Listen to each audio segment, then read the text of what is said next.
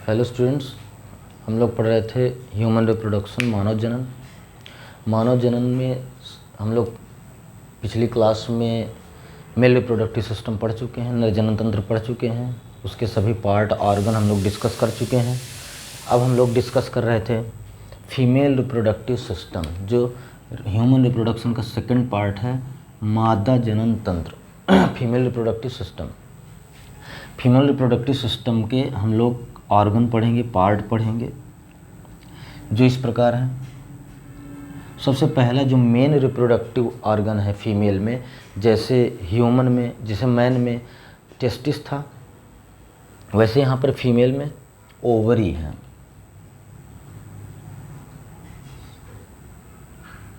Ovary यानी अंडाशय। ये मेन रिप्रोडक्टिव ऑर्गन है फीमेल का। जैसे मेल में टेस्टिस था, टेस्टिस और ओवरी दोनों एक दूसरे के होमोलोगस हैं, एक ही तरह इनकी ओरिजिन होती है। ये एक पेयर होते हैं, वन पेयर। इसी तरह सेकंड पार्ट हम लोग डिस्कस करेंगे, ओविडक्ट, अंडवाहिनी, ये भी वन पेयर है। फिर तीसरा पार्ट हम लोग डिस्कस करेंगे, यूट्रस, गर्भाशय, ये सिंगल है, एक है। चौथा डिस्कस करेंगे हम लोग फोर्थ, वजाइना,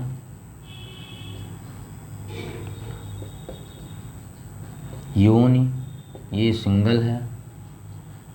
ये सभी पार्ट, ये चारों पार्ट बॉडी में फीमेल के इंटरनली लोकेटेड है, इंटरनल है।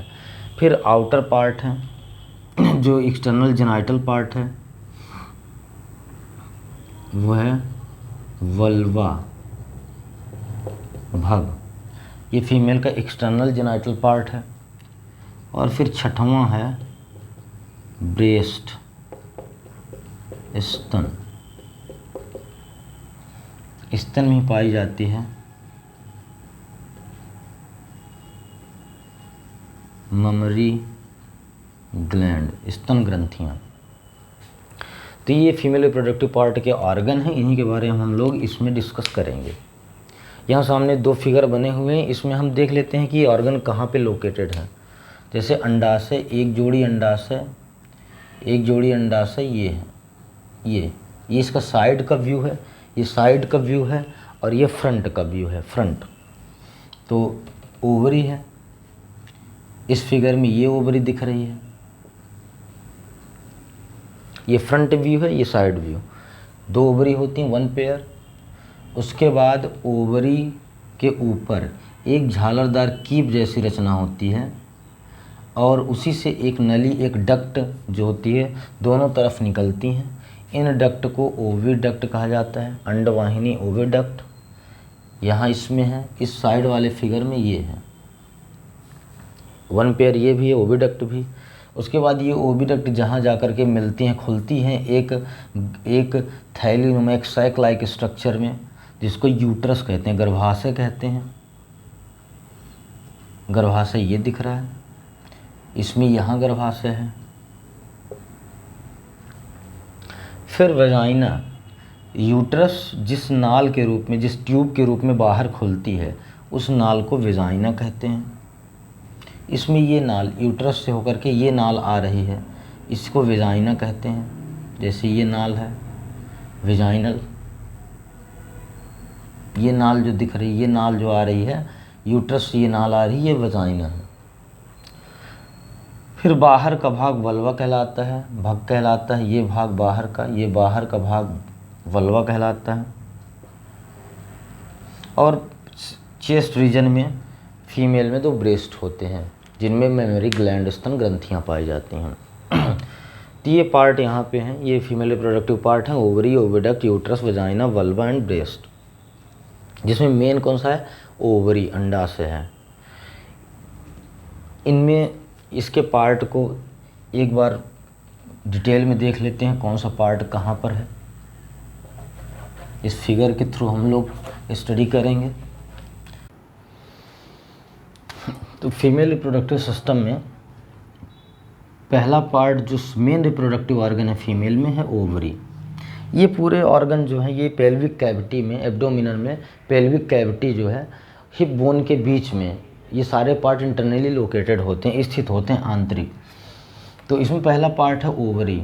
ओवरी बादाम की गिरी के आकार के आलमंड साइज की छोटे छोटी दो पेल्विक रीजन में कुछ मेसेंट्रीज के द्वारा, कुछ मस्कुलर ऑर्गन के द्वारा सधी रहती है, एक जगह पे फिक्स रहती है, जिसमें एक मेसेंट्रीज भी इसमें लगी रहती है ताकि अपनी जगह पर फिक्स रहें। ओवरी इंपॉर्टेंट क्यों है? ओवरी इसलिए इम्पॉर्टेंट है क्योंकि इसमें oogenesis की प्रक्रिया संपन्न होती है, यानी जिसमें ओवम का निर्माण होगा, फीमेल गैमीट का निर्माण होगा। इसलिए ओवरी जो है वो मेन रिप्रोडक्टिव ऑर्गन है, मेन रिप्रोडक्टिव ऑर्गन है। ओवरी है वो मेन रिप्रोडक्टिव ऑर्गन है। इसमें अंदर फॉलिकुलर सेल का निर्माण होगा। ओवम के निर्माण का एक चक्र चलता है ओवरी के अंदर। ओवरी के चारों तरफ वही परत होती है जैसे हम लोग टेस्टिस में पढ़े थे, ट्यूनिका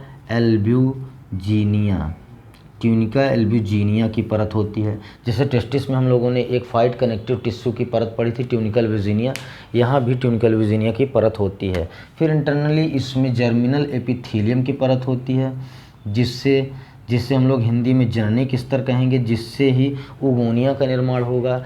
अंडकोशिका का निर्माण जहाँ से प्रारंभ होगा उसको जर्मिनल एपिथेलियम कहते हैं। तो इसको हम लोग oogenesis में डिस्कस कर लेंगे, किस तरह से ओवम का फॉर्मेशन हुआ, फीमेल गैमेट का फॉर्मेशन हुआ। ओवरी से निकलने वाले ओवम को, जो फीमेल गैमेट ओवरी से निकलेगा एक निश्चित समय पे, उस ओवम को रिसीव करने के लिए एक फनल लाइक स्ट्रक्चर, एक कीप जैसी रचना पाई जाती है। वह यहीं से ओवम निकल करके इसके द्वारा रिसीव किया जाता है। इस पूरे स्ट्रक्चर को ओविडक्ट कहते हैं, ओविडक्ट कहा जाता है। ओविडक्ट में जो पहला रीजन है, इस तरफ का रीजन, इस रीजन को फैब्रिकेटेड फनल कहते हैं।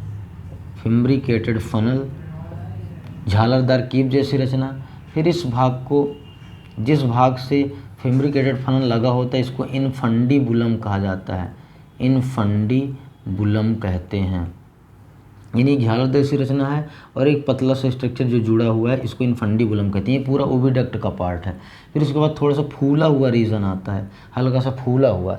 इस फूले हुए भाग को एम्पुला कहते हैं, एम्पुला कहा जाता है।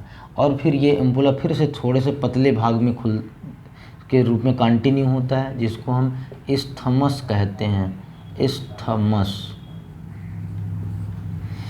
और फिर यहाँ आकर के ये भाग, ये डक्ट जो ओविडक्ट है दोनों तरफ, ये दोनों ओविडक्ट जाकर के एक सैक लाइक स्ट्रक्चर में खुलता है, जिस सैक लाइक स्ट्रक्चर को हम लोग यूटरस कहते हैं, गर्भाशय कहा जाता है। गर्भाशय जहाँ पर शिशु का निर्माण होगा, शिशु का पालन पोषण होगा 9 मंथ तक, इस स्ट्रक्चर को, सैक लाइक स्ट्रक्चर को यूटरस कहा जाता है। तो यहाँ पर ओविडक्ट है, पहला पार्ट है ओवरी जो मेन है, फिर दूसरा है ओविडक्ट और तीसरा है यूटरस। तो ओविडक्ट के पार्ट कौन से हैं? Fabricated funnel, infundibulum, ampulla, isthmus. Ampulla, isthmus, ये सारा पार्ट मिलाकर कहलाता है फैलोपियन ट्यूब।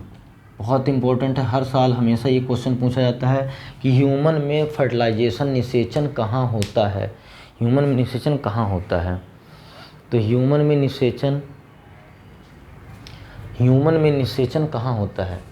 ह्यूमन में निषेचन फैलोपियन ट्यूब में होता है, एम्पुला भाग में होता है, क्योंकि ओवम निकल करके यहीं पर स्थिर होती है और जब स्पर्म की एंट्री होती है तो स्पर्म आकर के यहीं पर ओवम को फर्टिलाइज करता है, यहीं पर दोनों मेल गैमेट और फीमेल गैमेट आपस में मिलते हैं।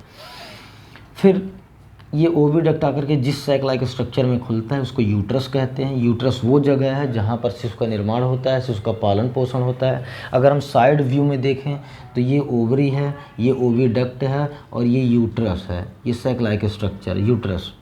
यूट्रस के 3 भाग हैं यहाँ। जो ऊपरी हिस्सा होता है, इस ऊपरी हिस्से को फंडक कहते हैं या फंडिक कह देते हैं। फिर ये बीच का मेन पार्ट जो होता है इसको बॉडी कह देते हैं, बॉडी, और नीचे का जो ये सिरा वाला भाग है इसको सर्विक्स कहते हैं, सर्विक्स। और फिर ये यूट्रस जो एक सैक लाइक मस्कुलर स्ट्रक्चर है, एक लगभग 5 से 7 सेंटीमीटर का एक स्ट्रक्चर है।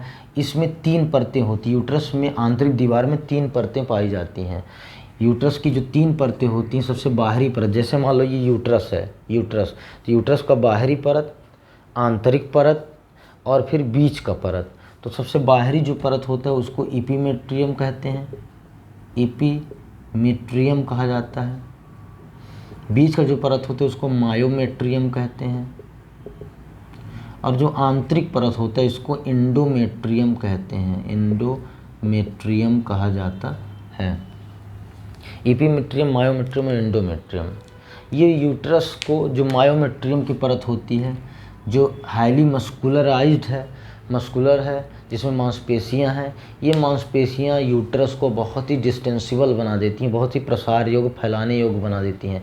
इतना छोटा सा सैक लाइक स्ट्रक्चर जब शिशु बढ़ने लगता है, बड़ा होने लगता है, एम्ब्रियो का डेवलपमेंट शुरू हो जाता है, तो ये मायोमेट्रियम लेयर ही काफ़ी तेज़ फैलती चली जाती है। इसमें बहुत तेज़ फैलाव होता है, जिसकी वजह से पेट की साइज़ फीमेल में बढ़ती चली जाती है, सिर्फ मायोमेट्रियम लेयर की वजह से। और शिशु जो ट्रांसप्लांट होता है वो एंडोमेट्रियम में ट्रांसप्लांट होता है, आंतरिक सतह पर ट्रांसप्लांट होता है। यूट्रस जिस नाल के रूप में बाहर खुलता है उस नाल को कहा जाता है वजाइना कहते हैं, वजाइना। जिस नाल के रूप में बाहर खुलता है उसे वेजाइना कहते हैं। यहाँ देखो ये यूट्रस, साइड व्यू में देखो यूट्रस दिख रहा है, यूट्रस से ये जो नाल निकल रही है, ये नाल, इसी को वजाइना कहते हैं, वजाइना। जो चौथा पार्ट है वजाइना, यानी वजाइना एक लगभग 5 से 7 सेंटीमीटर लंबी एक नली के रूप में यूट्रस से निकल करके यहाँ बाहर खुलती है, वल्वा भाग में, भाग में खुलती है। वल्वा जो होता है वो फीमेल का एक्सटर्नल जेनाइटल पार्ट होता है, वल्वा। और यहाँ पर ये यूट्रस के साइड में, बगल में, नीचे साइड में यूरिनरी ब्लैडर है। यूरिनरी ब्लैडर की ओपनिंग भी अलग से आकर के वल्वा में ही खुलती है। इसका मतलब फीमेल में यूरिनरी ब्लैडर की ओपनिंग और रिप्रोडक्टिव ऑर्गन की ओपनिंग दोनों ही अलग अलग होती है, जबकि मेल में दोनों सेम होती है, एक ही ओपनिंग होती है, यूरेथ्रा। और यहाँ पर वेजाइनल एक यूरेथ्रा अलग है, यूरेथ्रल ओपनिंग जिसको कहते हैं, जिससे यूरिन बाहर आएगा यूरिनरी ब्लैडर के थ्रू, और एक है वेजाइनल ओपनिंग जो रिप्रोडक्टिव ओपनिंग है वो अलग खुलती है। और कहाँ खुलती है? जिस पार्ट में ये बाहर आकर के खुलती हैं उस पूरे पार्ट को वल्वा कहा जाता है, भग कहा जाता है, भग। ये है हमारा 5वां स्ट्रक्चर, भग। यहाँ पे हम लोग फिर से वल्वा के बारे में देख लेते हैं। जो एक्सटर्नल जेनाइटल पार्ट है फीमेल का external genital part vulva, external genital part vulva को देख लेते हैं, फ्रंट से देखते हैं।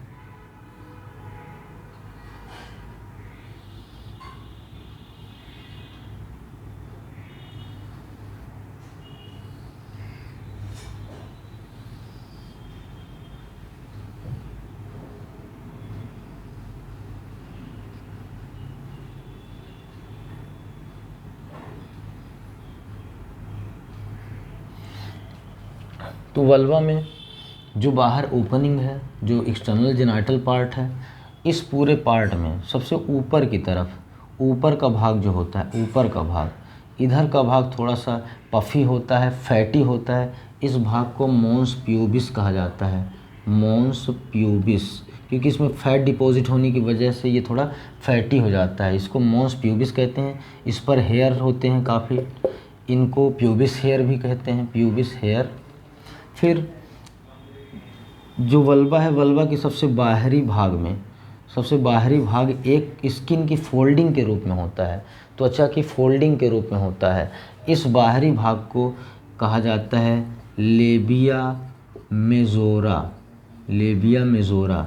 लेबिया मेजोरा क्या है? लेबिया मतलब lip like structure, lip, majora मतलब कि लार्ज, यानी एक वल्वा का जो सबसे बाहरी भाग स्किन टाइप है, स्किन फोल्डिंग के रूप में है, ये भाग बाहर है और बड़ा है।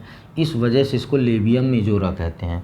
फिर ऐसी एक स्किन फोल्डिंग नीचे भी इसके नीचे पाई जाती है, आंतरिक भाग में थोड़ा सा और अंदर। इस भाग को कहा जाता है लेबिया माइनोरा, क्योंकि ये आंतरिक है और छोटा है इसलिए इसको लेबिया माइनोरा कहते हैं। और इसी के ऊपरी भाग में, लेबिया माइनोरा की आंतरिक सतह के ऊपरी भाग में एक हार्ड स्ट्रक्चर, छोटा सा हार्ड स्ट्रक्चर पाया जाता है जिसको कहा जाता है क्लाइटोरिस। क्लाइटोरिस भाग जो होता है इसको माना जाता है कि ये मैन के पेनिस शिश्न के होमोलोगस होता है। ये भी हाईली इरेक्टाइबल होता है, एक्साइटेबल पार्ट होता है क्लाइटोरिस। तो क्लाइटोरिस जो होता है वो पेनिस के, फीमेल के पेनिस के होमोलोगस होता है। फिर हम अंदर आते हैं तो जो वेजाइनल ओपनिंग है, जो हम लोगों ने अभी यूट्रस की ये ओपनिंग देखी थी, वेजाइनल ओपनिंग, वेजाइना जो थी एक नाल के रूप में, एक ट्यूब के रूप में आकर के खुलती है वल्वा में, इस वल्वा में बाहरी भाग में खुलती है। तो ये ओपनिंग ये इस तरह से होती है। ये है वेजाइनल ओपनिंग, वेजाइनल ओरिफाइस भी कह देते हैं, वेजाइनल ओरिफाइस। जहाँ पर रिप्रोडक्टिव की ओपनिंग है, रिप्रोडक्टिव डक्ट की ओपनिंग है, इसको वेजाइनल ओरिफाइस कहा जाता है। और ये नाल के रूप में अंदर यूट्रस से जुड़ी रहती है जिसको वेजाइना कहते हैं, योनि कहते हैं। और इसके ऊपर जो ओपनिंग होती है, इस ओपनिंग को कहा जाता है यूरेथ्रल ओपनिंग, यूरिन की ओपनिंग। तो इस तरह फीमेल में दोनों ओपनिंग अलग अलग हैं, यूरेथ्रल ओपनिंग और वेजाइनल ओरिफाइस। रिप्रोडक्टिव ओपनिंग है, ये यूरिनरी ओपनिंग है। इसी वेजाइनल ओरिफाइस पे एक मेम्ब्रेनस स्ट्रक्चर चढ़ी रहती है, एक मेम्ब्रेन लाइक स्ट्रक्चर होती है, एक मेम्ब्रेनस स्ट्रक्चर होती है जिसको कहा जाता है हाइमन। हाइमन ये बहुत ही पतली थिनेस्ट मेम्ब्रेनस स्ट्रक्चर होती है। ये इंटरकोर्स के समय, सेक्सुअल इंटरकोर्स के समय या झटका लगने पर, धक्का लगने पर भी ये मेम्ब्रेन स्ट्रक्चर जो होती है वो डैमेज हो जाती है। इससे यहाँ पे कोई मतलब नहीं है इसका। तो ये था फीमेल का जेनाइटल पार्ट, इंटरनल तथा एक्सटर्नल। पहला था ओवरी, अंडाशय। सेकंड था ओविडक्ट, ओविडक्ट के बाद था यूट्रस। यूट्रस जिस ओपनिंग के थ्रू खुलता है उसको वेजाइना कहते हैं।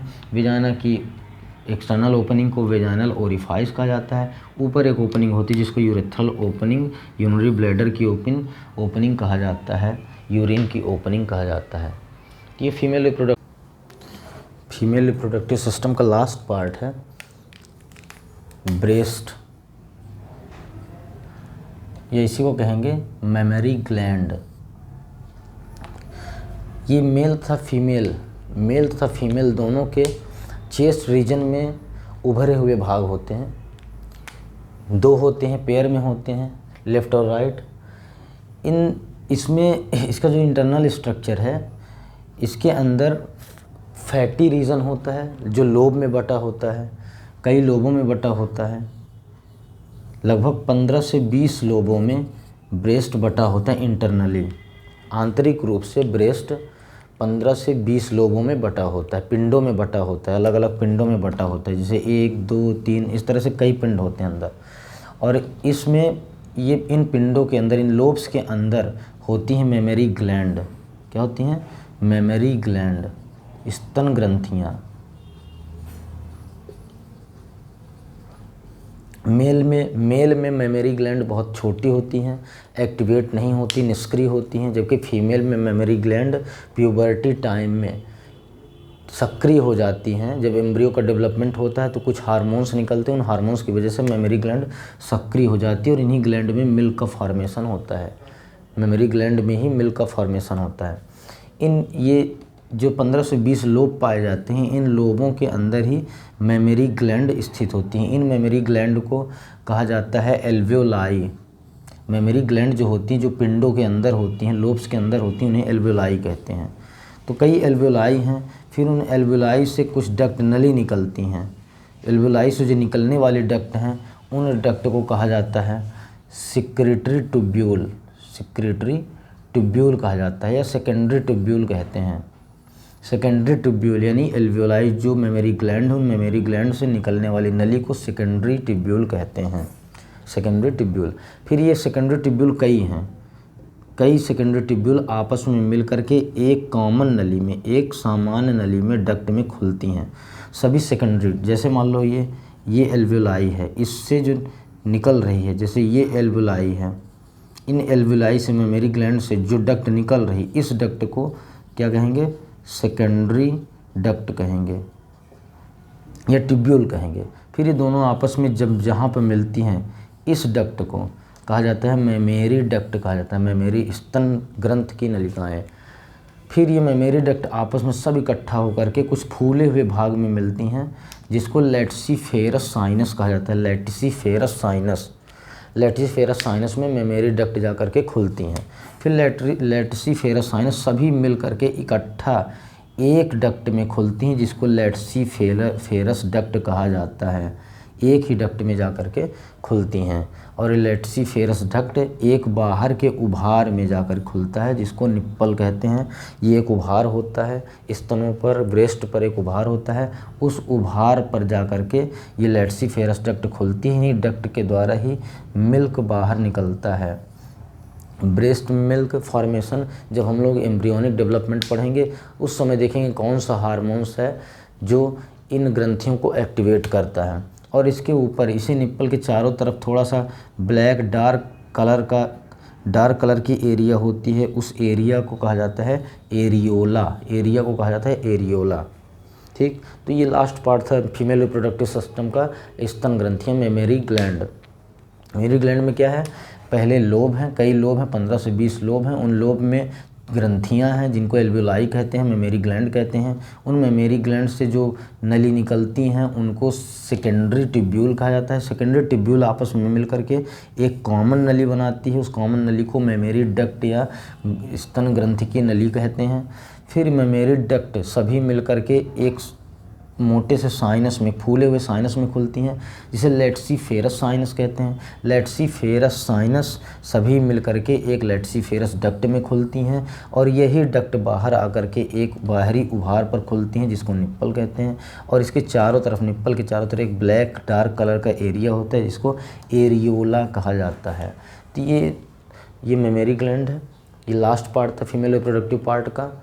और अब हम लोग पढ़ेंगे स्पर्मेटोजेनेसिस तथा oogenesis की प्रक्रिया को साथ में कंपेयर करके अगली क्लास में पढ़ेंगे। ओके।